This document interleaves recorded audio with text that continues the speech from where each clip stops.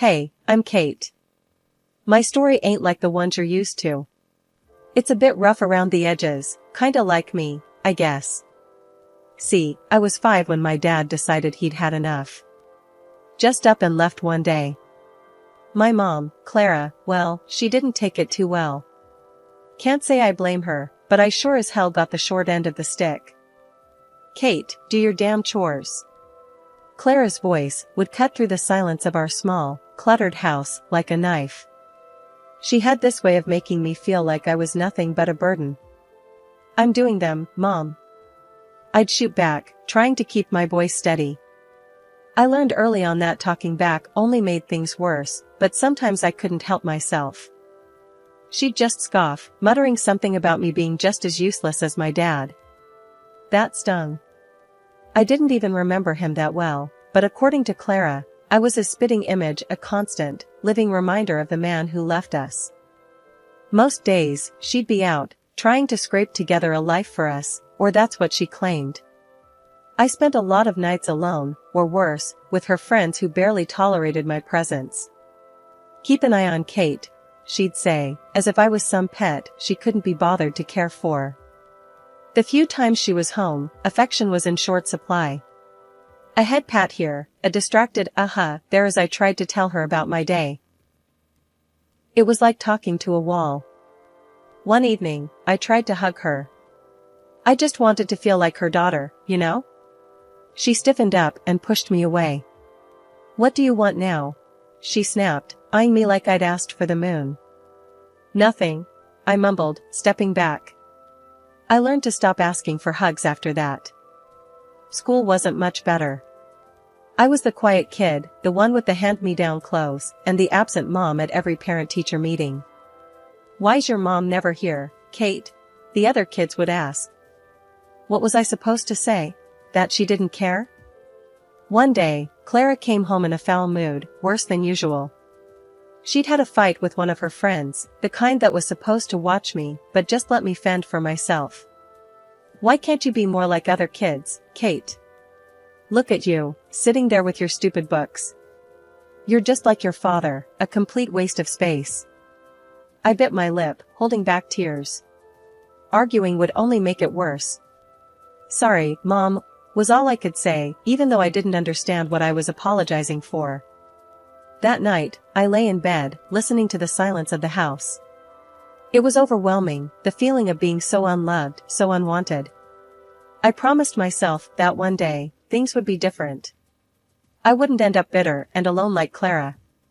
I didn't know how I'd make it happen, but I had to believe there was more to life than this. Then Mark came along.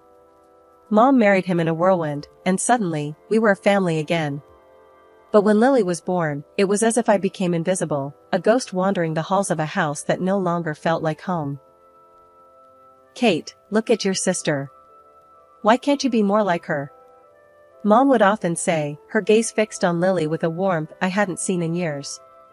I tried to remember the last time she'd looked at me like that, but came up empty. I shrugged, attempting to ignore the sting of her words. What do you mean, Mom? She sighed, a sound of frustration and disappointment. Lily's so put together, so delicate. And you? You're always in those baggy clothes, hiding who knows what.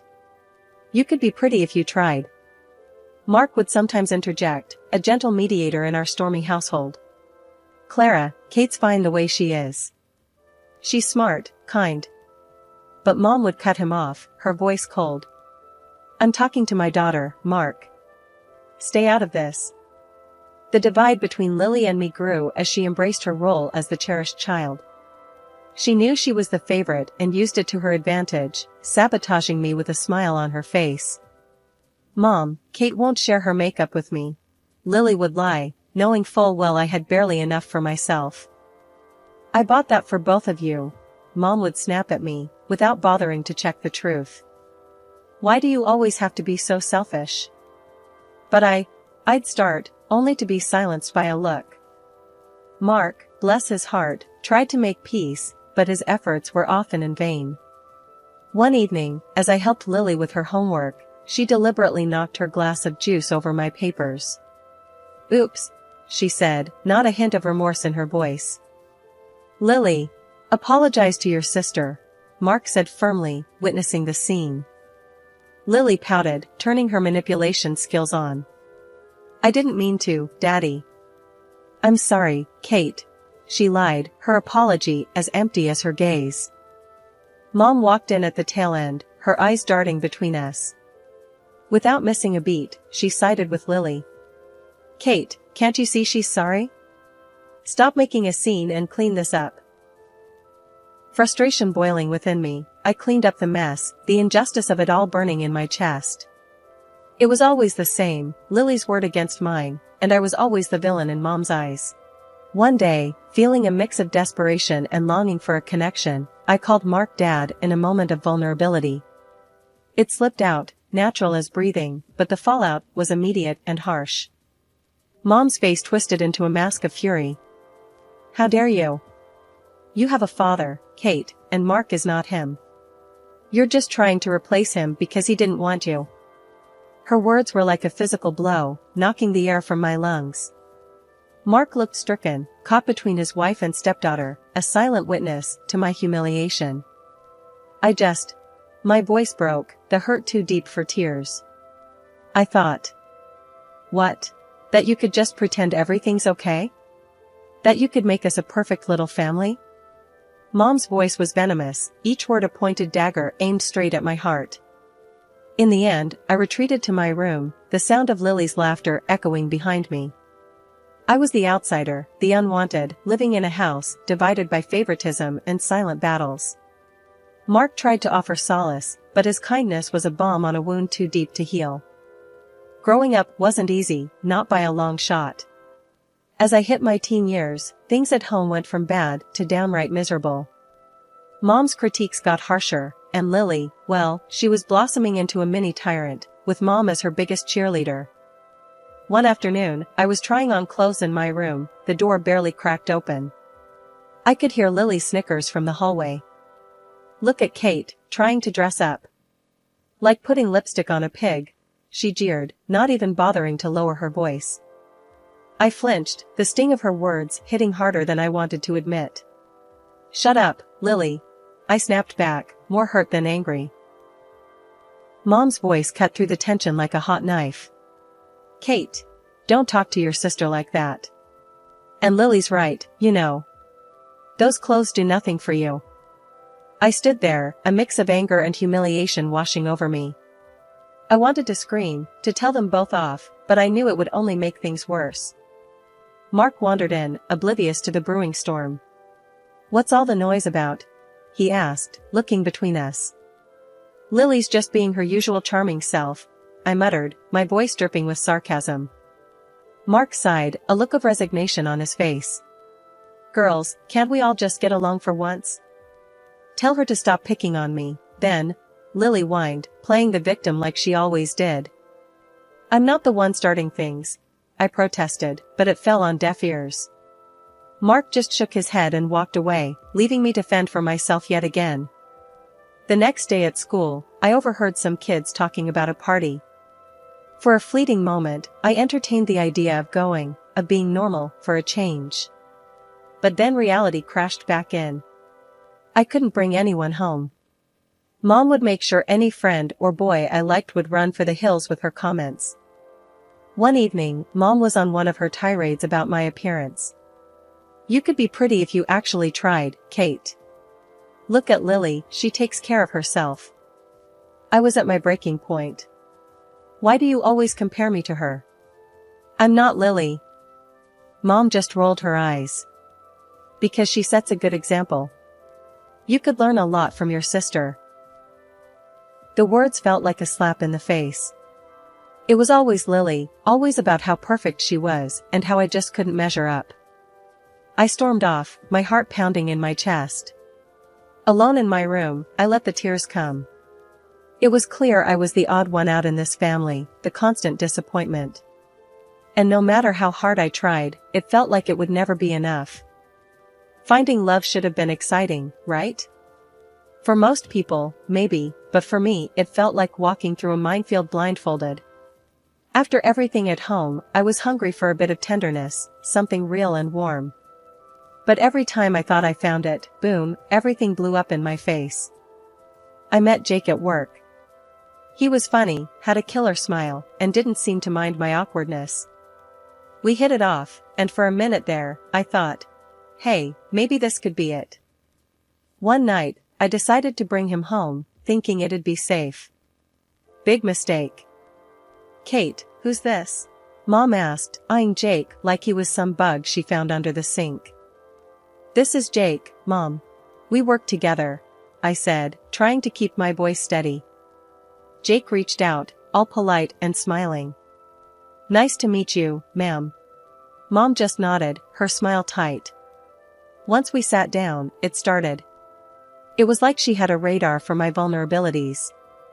So, Jake, Kate's not much of a looker, but she's got a good heart, I suppose. Keeps her room clean. That's something, right? Mom's voice was all sweet poison, her words slathered in fake honey. I could feel my cheeks burning, my heart sinking.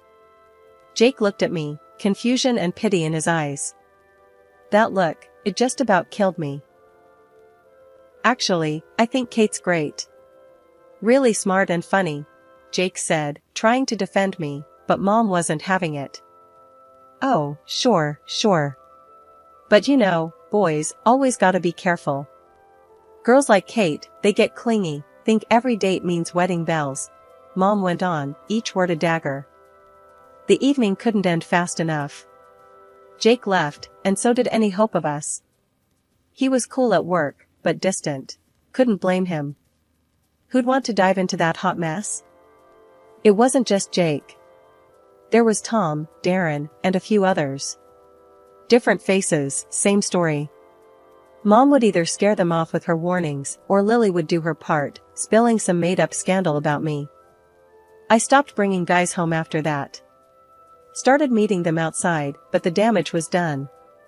My confidence was shot. Every date felt like a ticking time bomb, waiting for the moment they'd find out about my crazy family and bail.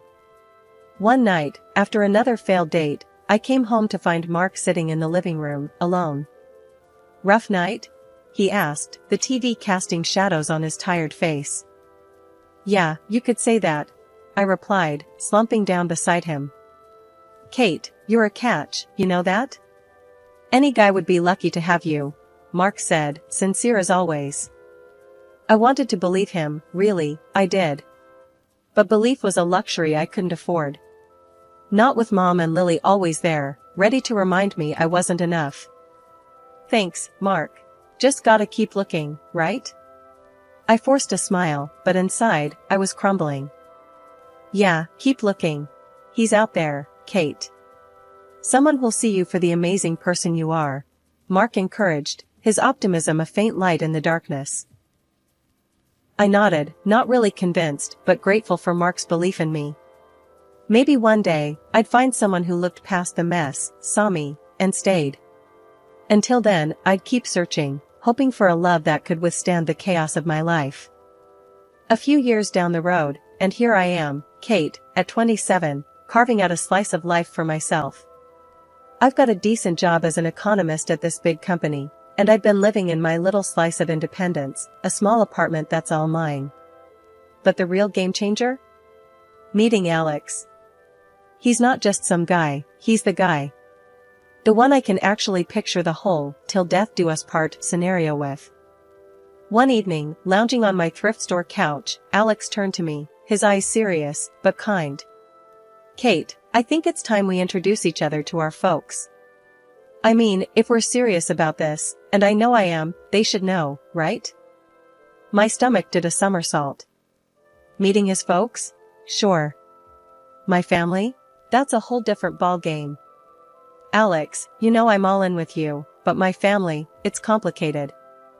He took my hand, his thumb brushing against mine. Hey, we all have our brand of crazy at home. How bad can it be? I sighed, spilling the beans about the whole ordeal with Mom and Lily, leaving out no gritty detail. Surprisingly, he didn't bolt. Instead, he squeezed my hand tighter. We'll face them together, he said, and just like that, I felt a bit braver. So, I bit the bullet and called Mark. Out of everyone, he's been a steady rock in the shifting sands of my family drama. Mark, I've got news. I'm seeing someone, Alex, and we're engaged. There was a pause, and then, Kate, that's fantastic. When do we get to meet him? Mark's enthusiasm was like a warm blanket. He didn't skip a beat, jumping straight to when, not if. I let out a breath I didn't know I was holding. Soon, Mark. I'm a bit on edge about Mom and Lily. Don't you worry. I'll smooth things over on this end. Just bring that young man over. It's about time there was some good news around here. Hanging up, I turned to Alex, who'd been watching me with a mix of curiosity and concern. Well, Mark's on board. Looks like we're doing this. He grinned, pulling me into a hug. See? Step 1, down. We'll handle the rest just fine. But as the day approached, I couldn't shake off the nerves. Meeting Alex's folks went better than I could have hoped. They were warm, welcoming, everything you'd want in potential in-laws. It gave me a sliver of hope, maybe too much. Now, as I paced the length of my living room, I tried to muster that same hope for the upcoming dinner at my family's house. Alex, ever the optimist, assured me it'd be all right, but deep down, I knew the storm that was brewing. It was going to be a showdown, my past against my future. But with Alex by my side, I felt a tad more courageous. Still, I couldn't help but run through every possible scenario, each ending more dramatic than the last. Kate, it'll be okay, Alex said, catching me mid-pace and pulling me into his arms. Whatever happens, we're in it together. The air was thick as Alex and I approached my mom's house, both of us bracing for what was coming. Little did we know, the evening had a twist in store. Kate, Alex, finally. Mom greeted us at the door, her usual frostiness replaced by a warmth that felt out of place. As soon as we were settled and introductions were out of the way, the bomb dropped. So, Alex, Kate tells me you're quite the big shot, director of your company and all, Mom said, her eyes lighting up in a way I hadn't seen in years. Alex, ever humble, just nodded. Well, I wouldn't say big shot, but yeah, I've worked my way up. That's all it took. Suddenly, Mom was all smiles and praises, hanging on Alex's every word. The transformation was almost comical if it wasn't so painfully obvious. Dinner was served, and the atmosphere had done a complete 180. Mom was laying it on thick, every other sentence aimed at showcasing how wonderful our family was, especially Lily. Lily's just been accepted into the honors program at school, Mom boasted, shooting a look at Alex as if to say, see, we're a family of achievers. Lily ate up the attention, adding her own embellishments. Yeah, I've always been top of my class. I guess it runs in the family. I couldn't help but roll my eyes. Alex gave my hand a squeeze under the table, a silent show of solidarity. Mark, bless him, tried to keep things balanced, mentioning some of my achievements, but Mom steamrolled over him, redirecting the conversation back to Lily and, whenever possible, Alex's impressive career. As the night wore on, Mom's tactics became even more transparent. She was laying the groundwork, trying to cement a bond with Alex, presumably to ensure her place in what she saw as our newfound fortune. Alex, you must come from a very driven family. It's so important, don't you think, to instill those values in our children? Mom said, her gaze flitting between Alex and Lily. Alex, to his credit, handled it with grace. Absolutely. Hard work and integrity go a long way, he replied, deliberately including me in the conversation with a look. As we made our excuses to leave, Mom was all but hanging off Alex, insisting we visit more often. You must come for dinner again soon, Alex. It's been such a pleasure, she gushed, practically ignoring me as we said our goodbyes.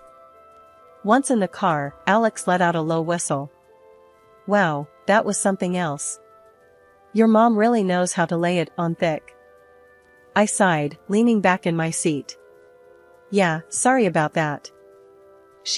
Well, she sees what she wants to see. Alex took my hand, giving it a reassuring squeeze. Hey, we're in this together, remember? No amount of schmoozing from your mom can change that. The day after the dinner, I was still reeling from Mom's performance when my phone buzzed. It was Alex, and he sounded weird, like he was trying to stay calm but was struggling. Kate, you're not gonna believe this. Your mom, she called me. Alex started, his voice tight. I froze. Called you? How did she even get your number? He sighed. Found it on some work documents you left at their place, I guess. But listen, what she said, it's insane. My heart sank. What did she say, Alex? She asked me to leave you. To marry Lily instead. He blurted out, and I could almost hear his disbelief through the phone. I felt like I'd been punched in the gut. She what? The words felt surreal, like we were talking about someone else's life, not ours. Yeah, I know. It's messed up. But Kate, I have an idea. We can expose her, show everyone what she's really like, Alex said, a determined edge to his voice. Fast forward, and I'm sitting in a cafe, wig and sunglasses on, heart pounding as I watch Alex and my mom at a nearby table. The conversation flows, with my mom laying out her absurd proposal like she's negotiating a business deal, unaware of the dictaphone hidden in Alex's jacket. As the meeting wraps up, my mom leaves the cafe, all smiles and confidence. I watch her go, shaking my head. This was a woman I no longer recognized, a stranger wearing my mother's face. Alex joined me, his face a mix of concern and anger. You okay, Kate? I looked up at him, my decision clear. Yeah, I'm okay. Let's go home. We have a wedding to plan. The day had come for truths to be laid bare, for masks to fall off, revealing the raw reality underneath. I walked into my parents' house, not as the Kate they thought they could manipulate, but as someone who had seen through their deceit. As I stepped in, my mom greeted me with a smug smile, one that made my stomach churn. Well, look who decided to show up. Too bad Alex won't be joining us anymore, right? He's chosen Lily over you. She gloated, her voice dripping with false pity. Mark, standing beside her, looked confused, his eyes shifting between Mom, Lily, and me. What's going on here? He asked, his voice heavy with concern. I didn't respond immediately. Instead, I locked eyes with Alex, who had followed me in. We shared a silent nod, a mutual agreement that it was time to end this charade. Actually, Mom, Alex is here, I said, stepping aside to reveal him. Mom's face faltered, her confidence slipping for a moment before she masked it with indifference. The room was heavy with anticipation as Alex hit play on the recorder. My heart was racing, knowing the weight of what was about to be heard. As my mother's voice filled the room, you could feel the atmosphere shift. I never loved Kate. Her voice echoed, each word a dagger. And Mark, I married him for his money, nothing more. The recording stopped, but its impact lingered, heavy and suffocating. The silence that followed was broken only by the sound of my stepfather's voice, strained and full of hurt. I can't believe this, Mark finally spoke, his voice barely above a whisper but carrying a storm of emotions.